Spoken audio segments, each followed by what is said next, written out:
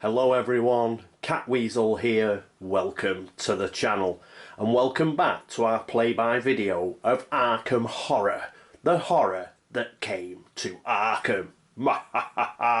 And we're on turn 13, but as ever got something to correct from last turn. I had a bit of a brain fade last turn and I thought that Michael McGlenn had only got his blessing the turn before. Well, in fact, it was 2 turns before, so he should have rolled for his blessing. Now, this will be a big thing, because if he fails his blessing, if you remember, he did those 2 evade checks and he only got a 4, which counted as a success. Well, if he doesn't get if he doesn't get his blessing roll right now, he would have, of course, failed both those checks. And that would have meant that he would have gone to Arkham Asylum, because he would have gone nuts. So we'll just see whether he actually managed to save his blessing last turn. And he got a 5, so he did. So everything that occurred last turn was absolutely peachy, and we can carry on from here. So, turn 13, who's going to be our first player? Well, it's going to be Vincent, who could quite possibly be the man of the moment. He's about to come out of the Great Hall of Celiano, and he will be trying to shut the Witch House gate. Hopefully, he will then seal it, and we will win the game. So let's get straight to the upkeep phase and to Vincent.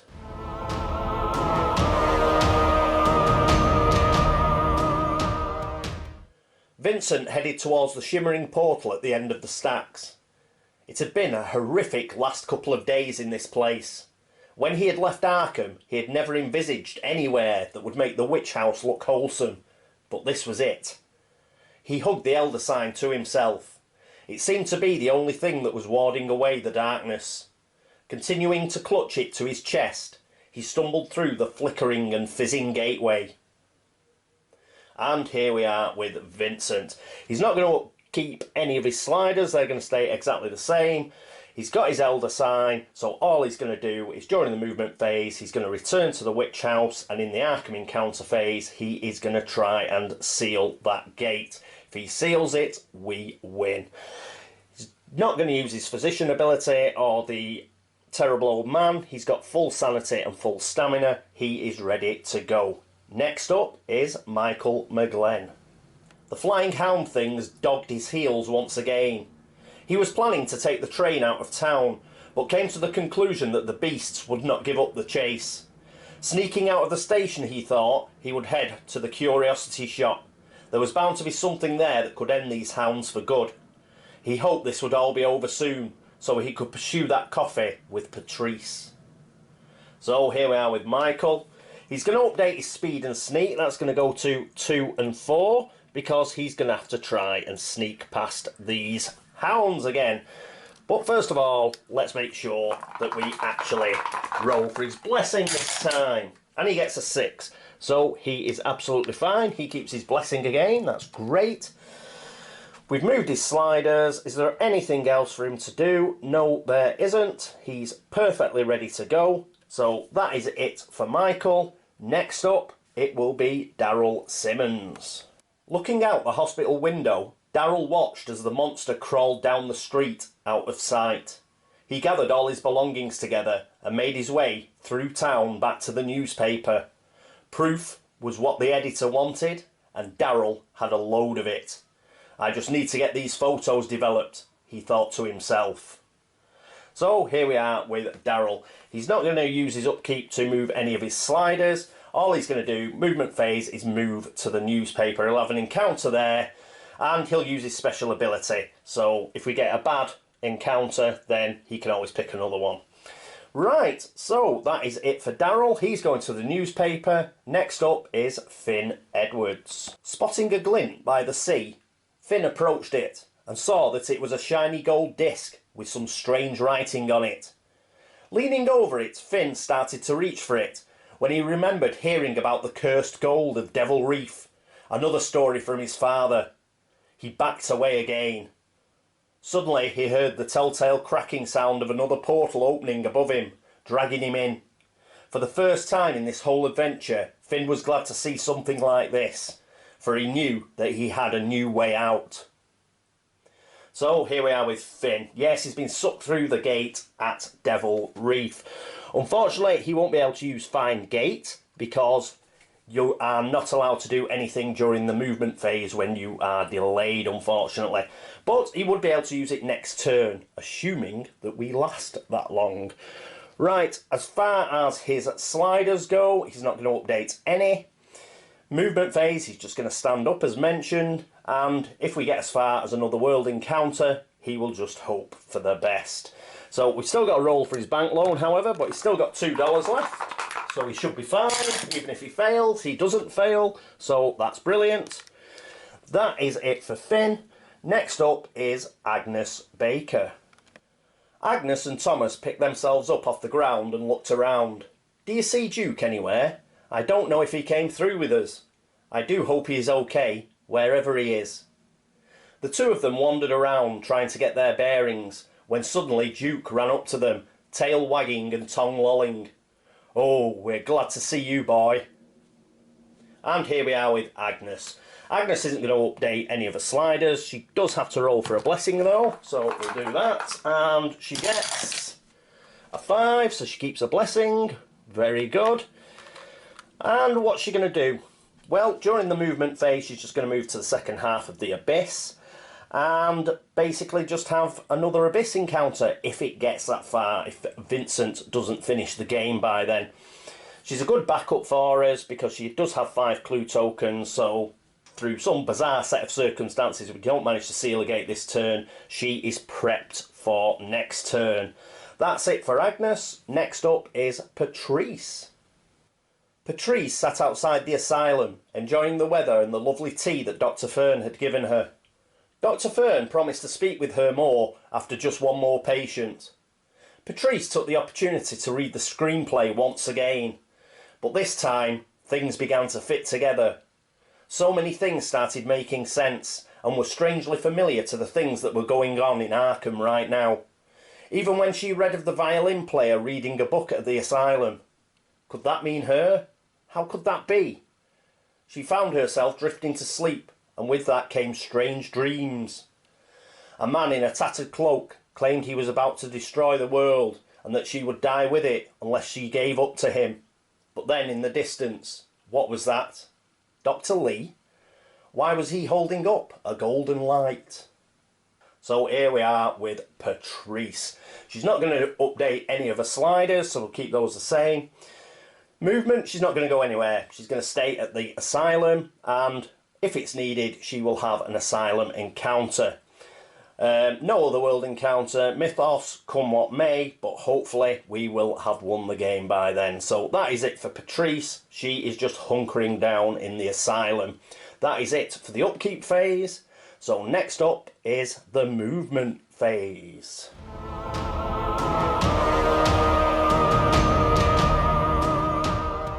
And here we are at the movement phase, and Vincent Lee, who's going to come out of the Great Hall of Celiano to the Witch House, and he will have explored. So we'll give him an explore token. That is it for Vincent's movement phase. Next up is Michael McGlenn, and here we are with Mike. So he's going to try and evade these two jokers again. It's -1. We got rid of the being a Vib that had a penalty, so his sneak is 4. So he will get 3 blessed dice. Come on, Mike. And he gets 2 successes against the first one. We'll roll for the second one. And he gets another 4. So he has done it again. Well done to Mike. He's got 2 movement points left, so he's going to go 1, 2 to the Curiosity Shop. That is it for Mike. Next up is Daryl Simmons. And here we are with Daryl at St Mary's Hospital. His first 2 moves are going to take him 1, 2 to Miskatonic University. He's still got 3 movement points left, so let's see where he's going to go. And from Miskatonic, he's going to go 1, 2, 3, and he's going to end up in the newspaper. So that is his movement. Let's pop across to Finn Edwards, who is in the Plateau of Leng. Here's Finn in the Plateau of Leng, and he just stands up.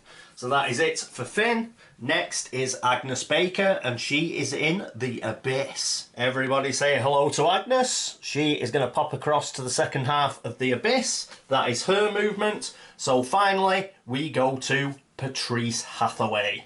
And here's Patrice. She's not going anywhere. She's having a fantastic time finger painting and sitting in the garden with Dr. Fern drinking tea. What a lovely way to spend an afternoon. So that's it for Patrice. That's it for the movement phase. Let's get on with the Arkham encounter phase.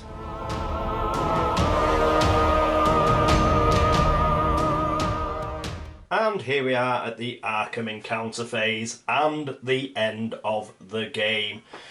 Yes, for his encounter, Vincent is going to use the Elder Sign. So during the Arkham encounter phase, when closing a gate, lose 1 stamina and 1 sanity and return this card to the box. You do not need to make a skill check and spend any clue tokens to seal the gate. In addition, move 1 Doom token from the Ancient One's Doom track. Here's his sanity and his stamina. The Elder Sign has gone back to the box. That means we get rid of the Great Hall of Celiano, which is a Stargate. So, do we have any star monsters? I don't think we have. Just a quick look. Let's do it correctly. No, we do not. We can get rid of the Explode token. We can get rid of that. The gates stand. And we can seal the gate. That is 6 seals. That is the win. Well done to Vincent and well done to all of our other investigators. We have won the game. The doom did not come to Arkham. Hurrah! So that's one in the face for Bockrug, and that's just how we like it. So great news. Woo! That was a really good game.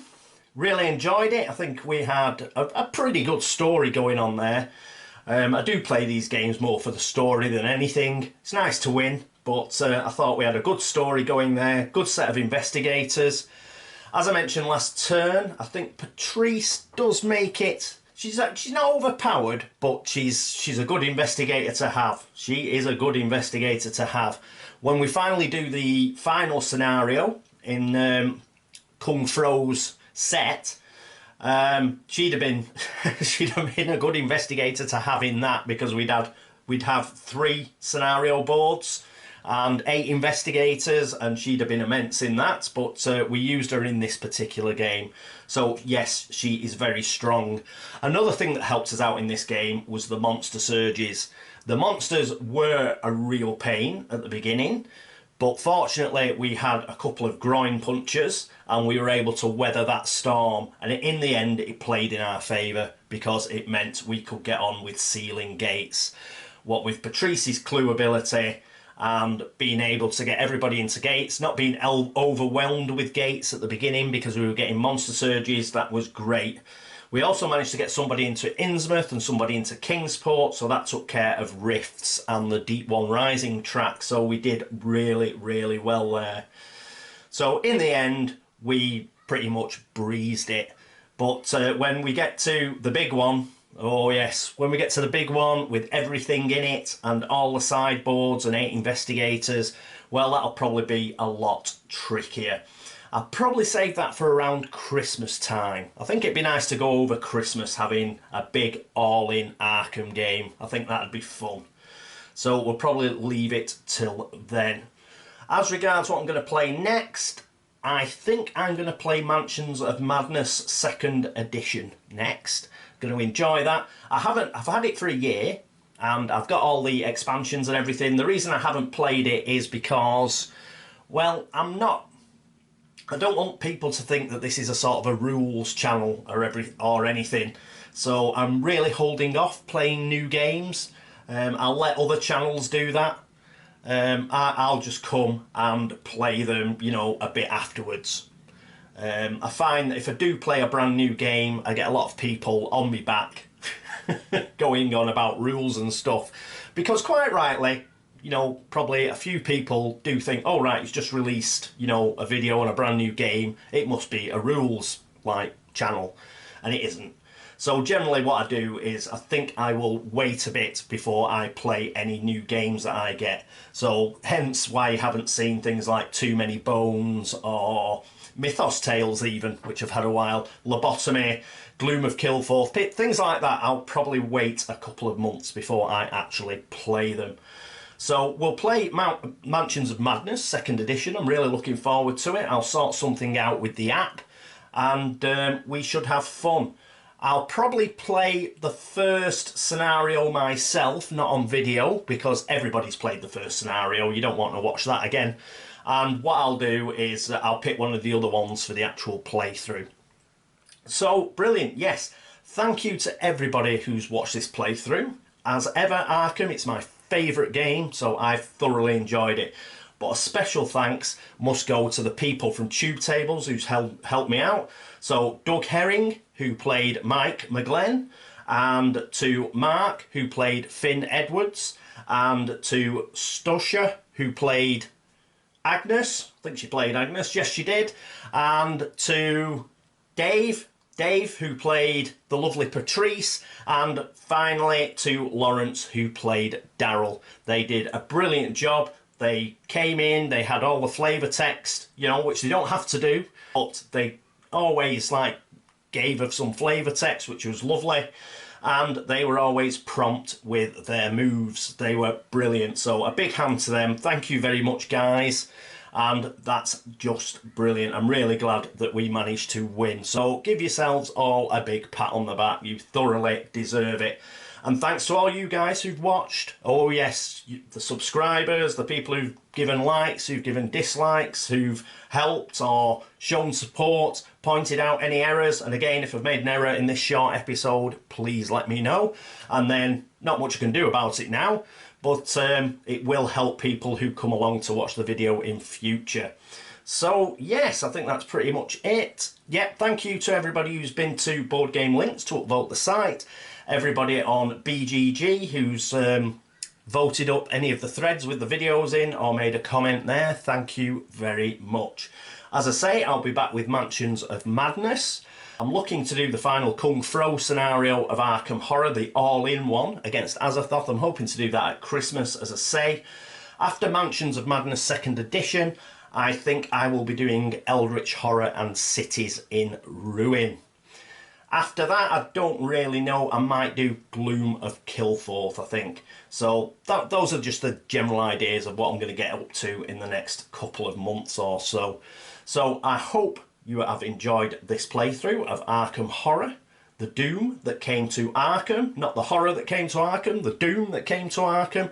And I hope you will join me for Mansions of Madness. But until then, this is me, CatWeazle, signing off. Toodaloo.